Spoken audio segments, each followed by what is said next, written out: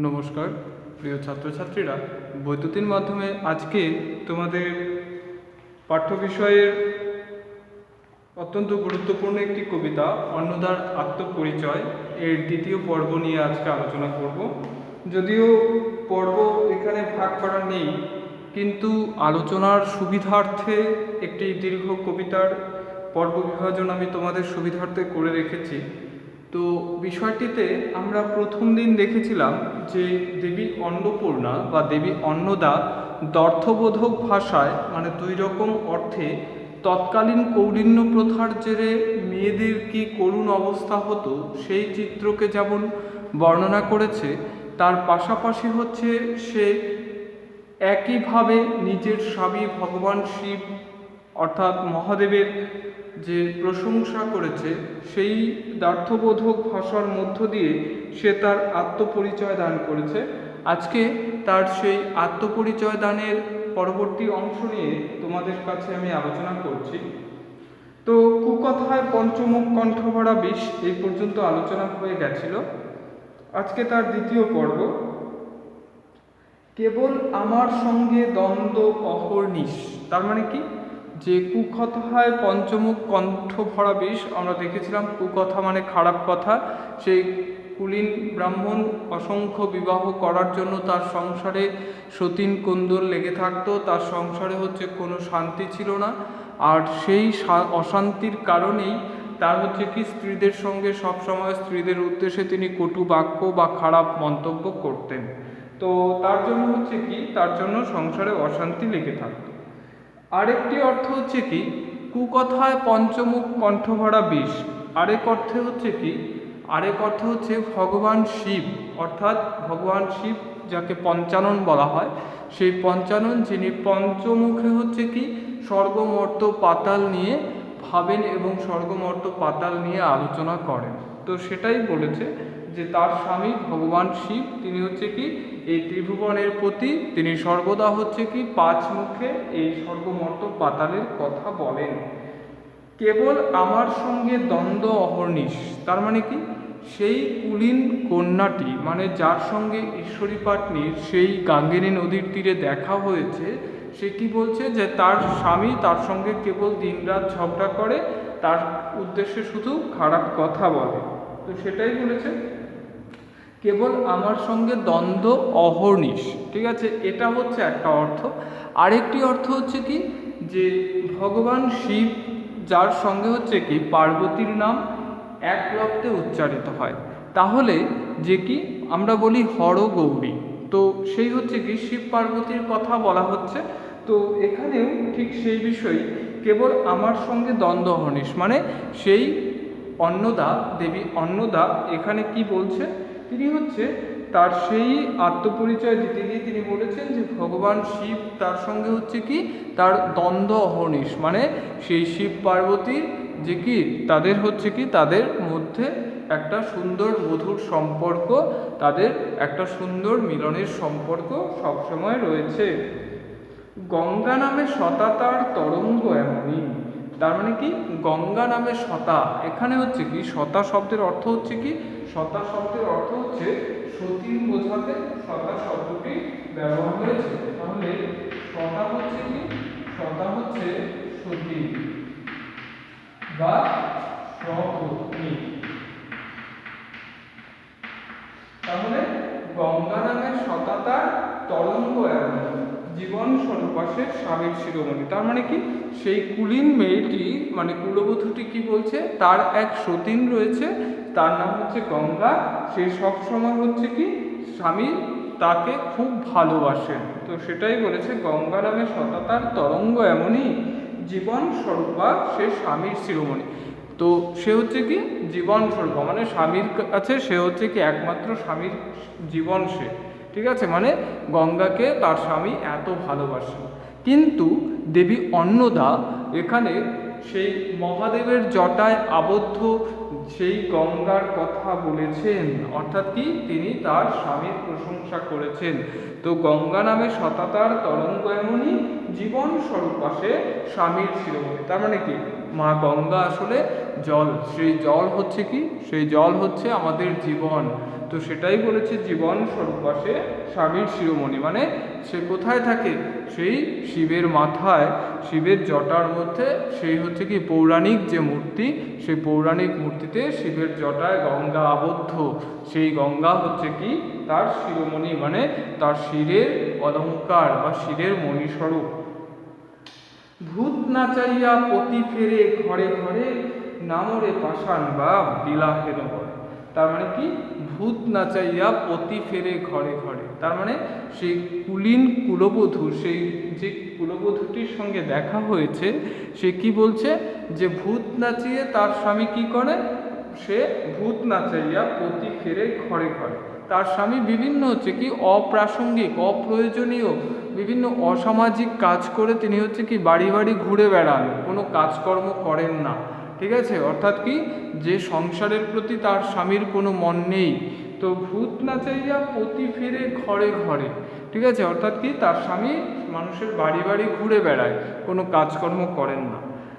নামরে পাষাণ বাপ দিলা হেন বরে, আর তার পাষাণ বাপকে মানে সেই কন্যাদায়গ্রস্ত পিতা, সেই পিতা কি করেছে, নিজের কৌলীন্য রক্ষার খাতিরে তিনি হচ্ছে এমন একটা নিষ্কর্মা বরের সঙ্গে তার মেয়ের বিয়ে দিয়ে দিয়েছেন। তো সেটাই হচ্ছে কি সেই কুলবধূর আক্ষেপ, তিনি সেটাই বলছেন যে ভূত নাচাইয়া পতি ফেরে ঘরে ঘরে, নামরে পাষাণ বাপ দিলা এলো বরে, মানে এমন ছেলের কাছে আমাকে দিয়ে দিয়েছে।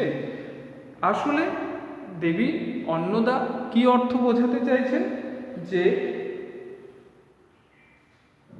ভূত নাচাইয়া পতি ফেরে ঘরে ঘরে, আসলে ভগবান শিবকে আমরা কি বলি, ভূতনাথ, তাই তো। তো সেই হচ্ছে কি শ্মশানচারী দেবতা, যিনি হচ্ছে কি দেবাদিদেব। তো সেই হচ্ছে কি ভূত প্রেত পিশাচ এদের হচ্ছে কি নিয়ন্ত্রক, সেই নিয়ন্ত্রক দেবতাকে তিনি হচ্ছে সেই মহাদেব। তিনি কি বলছেন, ভূত নাচাইয়া পতি ফেরে ঘরে ঘরে, নামরে পাষাণ বাপ দিলা হেন বর। আর পাষাণ বাপ বলতে কে, নিজের পিতা হিমালয়কে বুঝিয়েছে, তার বাবা হিমালয় তাকে হচ্ছে কি এই মহাদেবের কাছে সমর্পণ করেছেন। তারপর অভিমানে সমুদ্রেতে ঝাঁপ দিলা ভাই, যে মোরে আপনা ভাবে তার ঘরে যাই।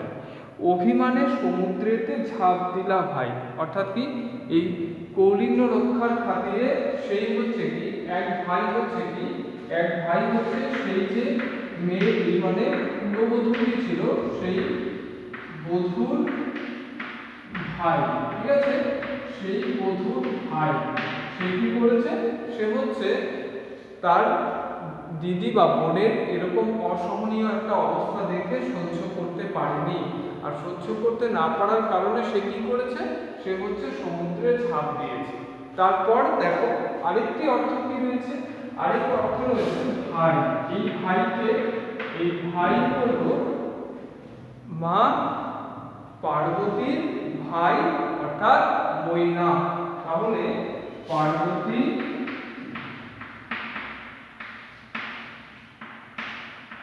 ভাই বা অন্নদার ভাই, নাম কি তার, নাম হলো মৈনা। সেই মৈনা কি করেছে, সেই মৈনা হলো সমুদ্রে ঝাঁপ দিয়েছে। তো এমন বরের কাছে নিজেকে তার দিদিকে বা বোনকে দিয়ে দেবার জন্য সে হচ্ছে কি সে মেনে নিতে পারেনি। যে মোড়ে আপনা ভাবে তার ঘরে যাই, দেবী কি বলছেন, দেবী বলছেন যে আমাকে আপন করে নেয় আমি তার ঘরেই অধিষ্ঠান করি, আমি তার ঘরেই থাকি। যে মোড়ে আপনা ভাবে তার ঘরে যাই। পাটনি বলিছে আমি বুঝিনু সকল, সেই যে মাঝি ছিলেন তিনি কি বলছেন, যে আমি সব বুঝতে পেরেছি, আমি বুঝিনু সকল, যেখানে কুলীন জাতি সেখানে কোন্দল। ঠিক আছে, মানে কুলীন জাতি মানে এই যে কৌলিন্য বা এই যে ব্রাহ্মণ্য বংশ, আর এরা যেখানে রয়েছে তৎকালীন যে কৌলিন্য প্রথার যে সেই যেখানে কুলীন জাতি সেখানে কি কোন্দল। কোন্দল মানে ঝগড়া বিবাদ বা কলহ। তাহলে যেখানে কুলীন জাতি সেখানেই কি, সেখানেই হলো কোন্দল, মানে হচ্ছে কি সেখানেই হচ্ছে ঝগড়া, সেখানেই হচ্ছে কি বিভিন্ন রকমের সমস্যা। শীঘ্র আসি নায়ে চড়ো দিবা কিবা বলো, অর্থাৎ কি তুমি খুব তাড়াতাড়ি কোথায় আসো, শীঘ্র আসি নায়ে চড়ো। নায়ে মানে কি, নায়ে মানে হচ্ছে নৌকা, শীঘ্র আসি নায়ে চড়ো, নায়ে বলতে হচ্ছে নায়ে মানে নৌকা। তাহলে খুব তাড়াতাড়ি কোথায় এসে চড়তে বলেছে, শীঘ্র আসি নায়ে চড়ো দিবা কিবা বলো, অর্থাৎ কি আমাকে তুমি কি দেবে সেটা বলো। শীঘ্র আসি নায়ে চড়ো দিবা কিবা বলো, দেবীগণ দিব আগে পারে লয়ে চলো। তার মানে কি সেই যে কুলবধূ, সেই যে দেবী অন্নদা, তিনি কি বলছেন যে দেব, তুমি আগে আমাকে সেই পারে নিয়ে যাও, ওপারে নিয়ে যাও। শীঘ্র আসি নায়ে চলো দিবা কিবা বলো, দেবীগণ দিব আগে পারে লয়ে চলো। যার নামে পার করে ভব পারাবার, ঠিক আছে, তার মানে কি যার নামে পার করে ভব পারাবার, ভালো ভাগ্য পাটিনি তাহারে করে পার। তার মানে কি যিনি হচ্ছে কি, যিনি সকলের দেবী, অর্থাৎ কি যার নামে, দেখো অর্থাৎ কি, অর্থাৎ মহারাজা কৃষ্ণচন্দ্র, সেই কৃষ্ণচন্দ্রের আরাধ্য দেবী অন্নদা, সেই অন্নদা হচ্ছে কি সকলকে অন্নদান করেন, তিনি হচ্ছে কি সকলকে আশীর্বাদ প্রদান করেন, তিনি সবাইকে হচ্ছে কি সুস্থ রাখেন, সুখে রাখেন, সবাইকে হচ্ছে কি সবাইকে একটা সম্ভ্রান্ত একটা সুখ স্বাচ্ছন্দ্যের মধ্যে রাখেন। তো সেটাই বলেছে যে যার নামে পার করে ভব পারাবার, মানে হচ্ছে কি যার নামে পার করে, মানে সেই দেবী অন্নদা সবাইকে হচ্ছে কি সবাইকে এই পৃথিবীতে সুখ শান্তিতে পার করেন। যার নামে পার করে ভব পারাবার, ভালো ভাগ্য পাটনি তাহারে করে পার, মানে পাটনির এত সৌভাগ্য যে পাটনি কি করছে, পাটনি হচ্ছে সেই দেবী অন্নদাকেই হচ্ছে কি গাঙ্গেরী নদী পার করে দিচ্ছে। তো সেটাই বলেছে ভালো ভাগ্য পাটনি তাহারে করে পার। পরবর্তী অংশটিও বেশ মজার অংশ ছিল, কিন্তু তোমাদের এটা অংশ নেই। তো আসলে কি, আসলে হচ্ছে দেবী অন্নদা, এখানে দেখো সুন্দর একটা হচ্ছে কি আখ্যান বা কাহিনী রয়েছে।